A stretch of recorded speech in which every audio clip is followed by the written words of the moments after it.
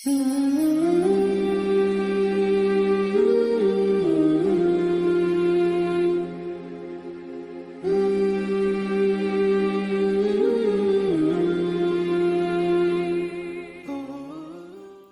باری تعالیٰ ہے،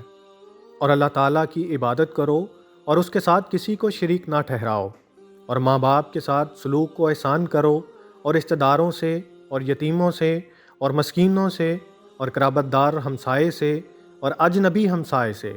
اور پہلو کے ساتھی سے اور راہ کے مسافر سے اور ان سے جن کے مالک تمہارے ہاتھ ہیں، یعنی غلام کنیز۔